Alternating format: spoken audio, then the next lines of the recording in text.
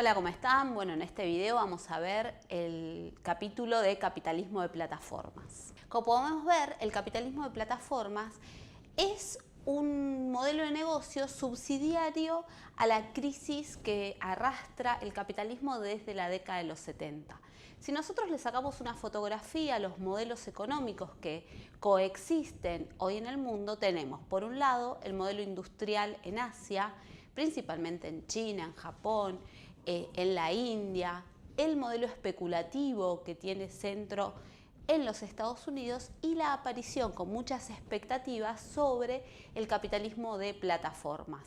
Sin lugar a dudas, estamos en una época de profunda transformación.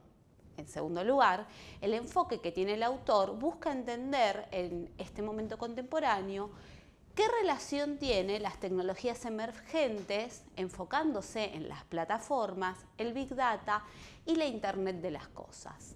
En tercer lugar, la plataforma es resultado de la crisis del 2008.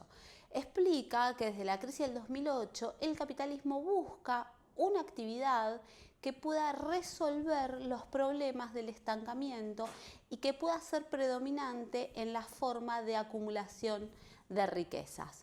En esta oportunidad, lo que va a explicar el autor es que este capitalismo de plataformas que genera expectativas no está lejos de la concentración, de la aparición de grandes élites o magnates, la precarización, y lo que se pregunta el autor es si efectivamente el capitalismo de plataformas resuelve o no el problema de reproducción del capital. Cuando nosotros definimos a la plataforma, tenemos que asociarlo efectivamente al dato como materia prima y al monopolio. La plataforma como nuevo modelo de negocios, como les decía, tiene al dato como materia prima y el monopolio es el monopolio de la red como negocio, en donde, como decíamos recién, tiende a generar grandes magnates que concentran y dominan económica y políticamente el mundo y no se dedican a una sola actividad, sino que van a tener múltiples actividades económicas y de negocios. ¿Cuáles son las características de esta economía de plataforma? Vamos a decir que tienen tres rasgos fundamentales. Por un lado, las economías de plataforma van a ser una suerte de intermediación. Sirven de base para mediar las interacciones entre los distintos grupos, los usuarios y los productores. Por otro lado, el rol del dato es absolutamente importante. Hoy todo corresponde a una economía digital. El dato digital atraviesa y tiene presencia en toda la actividad económica actual. Y tercero, la propiedad y la gobernanza. Las plataformas proporcionan la infraestructura, el hardware o el software para que se realicen las transacciones y lo hacen alquilando o rentándolas. Lo que hacen las economías de plataformas, que no son las que tienen la propiedad del hardware o del software, es alquilar. Y en este sentido se ahorran invertir en infraestructura. Vamos a ver que hay 5 tipos de plataformas. Por un lado tenemos las plataformas publicitarias, que son las primeras. Tenemos a Google, tenemos a Facebook. Su objetivo central es extraer el dato de las actividades de los usuarios para luego vender el espacio publicitario hiperdirigido. Es por eso que muchas veces nosotros creemos tener un deseo sobre unas zapatillas o algún producto, pero en realidad hace bastante tiempo que estas plataformas nos bombardean con avisos publicitarios que despiertan inconscientemente nuestro deseo o simplemente por algoritmos nos ofrecen cosas que se vinculan a identidades típicas por franja etaria o por sexo o por zona o por preferencias de los usuarios. El segundo tipo de plataformas son las plataformas de la nube.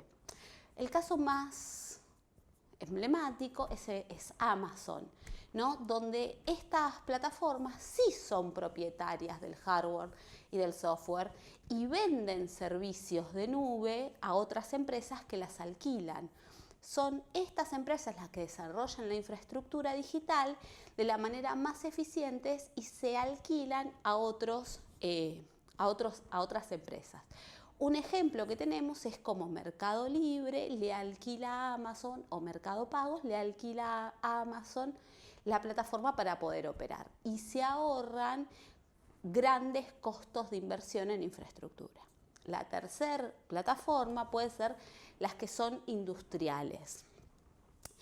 Estas se enfocan en extraer datos de los procesos de producción y de la Internet industrial. Estas son las que se asemejan o pueden ser vinculadas a las industrias clásicas, ya que son utilizadas estas tecnologías para transformar la manufactura tradicional. Generan nuevos productos, nuevo valor.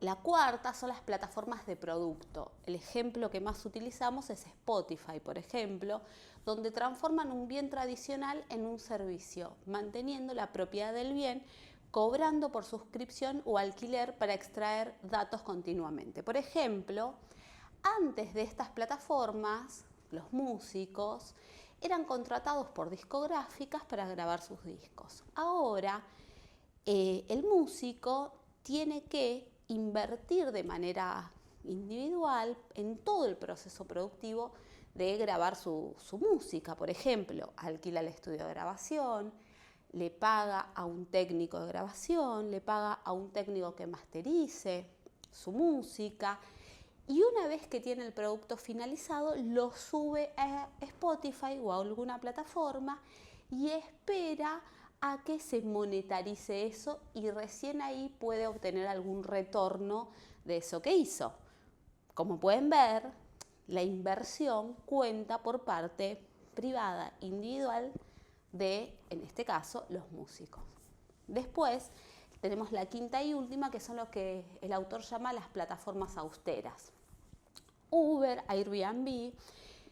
Estas plataformas buscan minimizar la propiedad de activos. Si ustedes se fijan, no hay oficinas, no hay infraestructura, no tenés un lugar donde residen estas empresas, ¿no? Entonces, es muy fácil para estas empresas abrir el negocio en diferentes partes del mundo porque no requieren de una inversión inicial. Y por ejemplo, en el caso de Uber se vuelve a reproducir el mecanismo que dijimos recién para los músicos. Vos para ser un chofer de Uber tenés que tener un capital inicial. Sos dueño del auto, pagás el seguro, pagás el mantenimiento, salís a la calle a trabajar, pagás tu jubilación, ¿no? Todos los costos corren por tu cuenta y le pagás una renta a Uber por el solo hecho de conectarte con aquellos usuarios del servicio que vos estás brindando. Estas plataformas austeras son las que se dinamizan con mucha fuerza hoy en el mercado y, como decía recién, ingresan rápidamente a diferentes países y se ponen a trabajar a partir de la renta que le pagan las personas que se vinculan con estas plataformas para obtener una ganancia. Entonces, la pregunta que se nos abre es, que hace el autor, es ¿cuál es el impacto que tiene estas plataformas en la precarización como clave de la acumulación? Esto es central. ¿Por qué? Porque el autor va a poner en tela de juicio si esta economía de plataformas, esta economía de la vigilancia o este tecnofeudalismo, como se llama actualmente a este periodo, resuelve o no resuelve el problema con la pregunta con la que iniciamos este video, si el capitalismo de plataforma logra resolver la recesión o los problemas de la acumulación del capitalismo. Y lo que va a decir el autor es que estas economías de plataformas, en algún sentido, lo que están proponiendo es un aumento de la explotación del trabajo. Y como ustedes ya saben a lo largo de la materia, la explotación es antiquísima. Entonces, lo que dice este autor es que hay gran expectativa sobre las economías de plataformas pero que la verdad, hasta el momento, lo que le proponen de novedoso a este capitalismo es aumentar los niveles de precarización, el trabajo gratis y la explotación. Entonces, este capitalismo del siglo XXI, que se apropia de estos datos, usando los datos de los usuarios, los datos de los trabajadores para optimizar el servicio y obtener una renta, por el momento no avisora un cambio en las formas de acumulación. Hay que ver, obviamente, cuál va a ser el lugar de la inteligencia artificial y la inteligencia artificial generativa.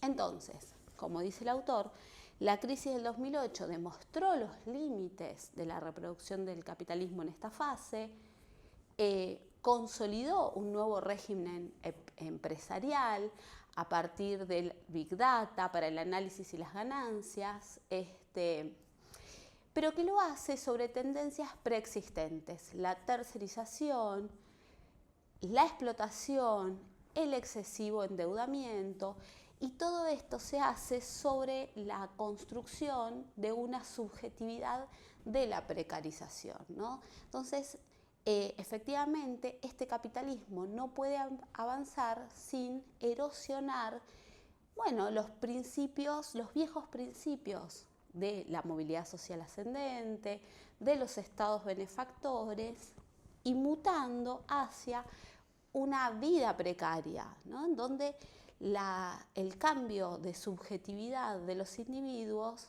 es también condición necesaria para celebrar el avance de este tipo de capitalismo.